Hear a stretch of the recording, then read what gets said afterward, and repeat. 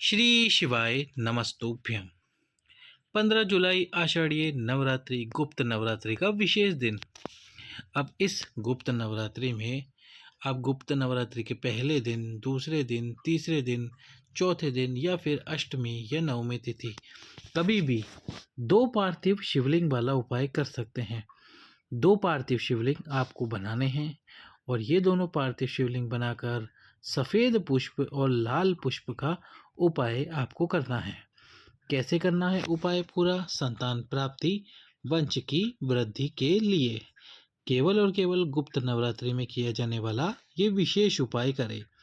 तो सबसे पहले आपको उपाय कैसे करना है? 2 पार्थिव शिवलिंग बनाने हैं। अब एक और बात, यदि आपके घर पर 2 शिवलिंग हैं, 2 शिवलिंग हैं आपके घर पर, तो आपको पार्थिव शिवलिंग बनाने की आवश्यकता नहीं है। बस हम उपाय आपको समझाएंगे, अंत में एक बात बताएंगे जिससे जो आपको करनी होगी। तो अब ये 2 पार्थिव शिवलिंग आपको बनाने हैं और पार्थिव शिवलिंग बनाकर एक थाली में या जिस भी जगह पर आपने पार्थिव शिवलिंग बनाए, दोनों पार्थिव शिवलिंग बनाकर 5 सफ़ेद पुष्प ले लो और 9 जो लेने हैं आपको वो लेने हैं लाल पुष्प। कितने लेने हैं? 9 लाल पुष्प। अब क्या करना है? दोनों पार्थिव शिवलिंग को अपने सामने रखो। एक जो पार्थिव शिवलिंग है वो है माँ आद्यशक्ति, माँ जगत जननी का स्वरूप, और एक पार्थिव शिवलिंग है भगवान शंकर का स्वरूप। अब दोनों की पूजन अर्चना करनी है आपको। पर पूजन अर्चना करनी कैसे है? तो सबसे पहले तो अभिषेक करो। अभिषेक आप जैसे करते हो वैसे अभिषेक करो। दूध चढ़ाओ, जल चढ़ाओ, और जब अभिषेक पूरा हो जाए चंदन लगा दो, चावल समर्पित कर दो। उसके बाद आपको क्या करना है? 2 में से एक शिवलिंग को मानना है कि ये वाला माँ आद्यशक्ति का स्वरूप है और ये वाला माँ जगत जननी का स्वरूप है एक शिवलिंग, और बोले ये वाला शिवलिंग भगवान शंकर का स्वरूप है। फिर जिसको आपने भगवान शंकर का स्वरूप माना है शिवलिंग को, उस शिवलिंग के ऊपर 5 सफ़ेद पुष्प अपनी कामना करके समर्पित कर दो। और जो माँ आद्यशक्ति वाला शिवलिंग आपने माना है उस पर वो 9 लाल पुष्प समर्पित कर दो। 9 लाल पुष्प समर्पित कर दो और 9 लाल पुष्प समर्पित करके अपनी कामना बोलो। इसके बाद में आपको मीठे का यानी कि गुड़ का या शक्कर का भोग लगाना है। अब 2 दीपक लेने हैं, एक लंबी बात का दीपक, एक गोल बात का दीपक। लंबी बात वाला माता आद्यशक्ति के लिए, गोल बात वाला दीपक भगवान शंकर के लिए। जब दीपक दोनों ठंडे हो जाए तो जल में या फिर जल डालकर या फिर किसी पात्र में जल भरकर दोनों शिवलिंग का विसर्जन कर दीजिए। किसी भी दिन नवरात्रि के, गुप्त नवरात्रि के किसी भी दिन, या जो साल में 4 नवरात्रि आती है उन नवरात्रि में किसी भी दिन आप इस उपाय को कर सकते हैं। अब जिनके घर पे 2 शिवलिंग है वह भी ये कार्य करें। क्या करें? दोनों शिवलिंग में से एक शिवलिंग माँ आद्यशक्ति का स्वरूप मानकर, एक भगवान शंकर का स्वरूप मानकर उपाय बिल्कुल ऐसे ही करें। फूल समर्पित करें, दीप प्रज्वलित करें। बस जब दीप ठंडे हो जाएंगे तब आपको जो आपने पुष्प समर्पित करे हैं केवल वही पुष्प शिवलिंग पे से हटा लेने हैं और उसको निर्माल्य की तरह एक साइड में हटा देना है। आपको शिवलिंग का विसर्जन नहीं करना क्योंकि वो आपके घर के शिवलिंग हैं। आपको केवल उन पे उपाय करना है। तो 2 शिवलिंग यदि आपके घर में है तो आप पार्थिव शिवलिंग ना बनाकर केवल और केवल अपने ही घर पर उपाय कर सकते हैं उन दोनों शिवलिंग पर। तो कीजिए ये उपाय नवरात्रि के किसी भी एक दिन या अष्टमी तिथि को, विशेष दिन नवमी तिथि को कभी भी कर सकते हैं आप इस उपाय को संतान प्राप्ति के लिए। दूसरा जो उपाय है वो है 1 लोटा जल। यदि आपको ऐसा लगता है कि परिवार में खुशियाँ नहीं हैं, परिवार में अशांति है या फिर आपका मन अशांत है, तो आप एक कार्य कीजिए।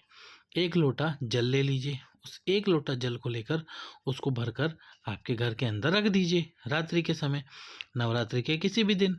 और फिर जब सुबह उठो, स्नान आदि करो, भगवान शंकर के मंदिर जाओ, तब उस कलश को जो आपने भरकर रखा था रात्रि को, उसको पूरे घर में घुमाओ और पूरे घर में घुमाकर आसपास में जो भी नीम का वृक्ष हो, किसका वृक्ष? नीम का वृक्ष हो, उस नीम के वृक्ष के नीचे उस जल को समर्पित कर दो। जल समर्पित करके कामना करो कि यदि आपके परिवार में खुशियाँ नहीं हैं, आपका मन अशांत है, तो वो अशांत मन शांत हो जाए और आपके घर में यदि खुशियाँ नहीं हैं, तो खुशियाँ प्राप्त हो जाए। इस प्रकार से 1 लोटे जल वाला ये विशेष उपाय करो नवरात्रि के दिन। अब अगला जो उपाय है, वो है 9 लाल पुष्प वाला या फिर 9 9 लाल चावल वाला उपाय। लाल चावल कैसे? कि आपको क्या करना है, 9 चावल लेने हैं जो कि साबुत हो, कहीं से भी टूटे हुए ना हो।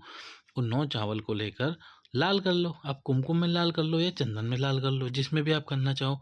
उसके बाद वो 9 लाल पुष्प या फिर जो लाल पुष्प की पंखुड़ियाँ हैं 9 वो ले लो, नहीं तो 9 जो आपने चावल के दाने लिए हैं जिनको लाल करा है वो ले लो।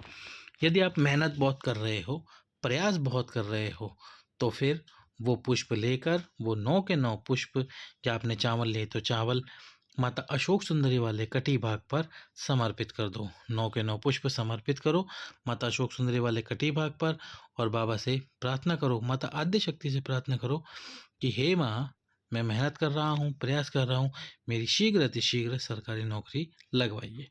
तो नवरात्रि के किसी भी दिन आप इस उपाय को कर सकते हैं नौकरी के लिए और आप जो मेहनत कर रहे हो नौकरी प्राप्त करने के लिए। अंतिम उपाय जो कि है 7 चावल के दाने वाला उपाय। और ये 7 चावल के दाने वाला उपाय करना कैसे है? रोग मुक्ति के लिए। यदि आपको कोई भारी रोग है, तो जो गुरुजी कहते हैं वही हम भी कहते हैं, डॉक्टर को दिखाओ, डॉक्टर के पास जाओ। उसके साथ ही ये छोटा सा उपाय करो, जो डॉक्टर दवाइयाँ दे उसको कुंदकेश्वर महादेव के नाम से सेवन करो। और जब उपाय करने का मौका मिले तो उपाय भी करो। अब क्या करना है, एक कलश जल लेना है। उस एक कलश जल को आपको रखना है आपके पितरों के स्थान पर और अपने हाथ में 7 चावल के दाने लेने हैं। क्या लेने? 7 चावल के दाने। इन चावल के दानों पर आपको लगाना है चंदन। क्या लगाना है? चंदन। अब ये 7 चावल के दाने अपनी हथेली पर रखकर कुंदकेश्वर महादेव का नाम लेते हुए, कौन से महादेव? कुंदकेश्वर महादेव का नाम लेकर ये 7 चावल के दाने इस कलश के अंदर डाल दो। कलश के अंदर 7 चावल के दाने डालकर इस कलश को एक रात्रि वहीं पर रखे रहने दो। कहाँ पर? आपके पितरों के स्थान पर। और अगले दिन सुबह उठकर नवरात्रि के किसी भी दिन आप इस कलश को लेकर जाओ, कुंदकेश्वर महादेव का नाम लो और दक्षिण दिशा में खड़े होकर भगवान शंकर के शिवलिंग पर समर्पित कर दो उस जल को और प्रार्थना करो कि आपका जो रोग है, जो बीमारी है, जिससे आप बहुत परेशान हो, वह शीघ्र अतिशीघ्र ठीक हो जाए, वह बीमारी जड़ से समाप्त हो जाए। तो इस प्रकार से नवरात्रि के इन 9 दिनों में किसी भी दिन कीजिए ये विशेष उपाय। लाइक, सब्सक्राइब, शेयर कीजिए। हर हर महादेव।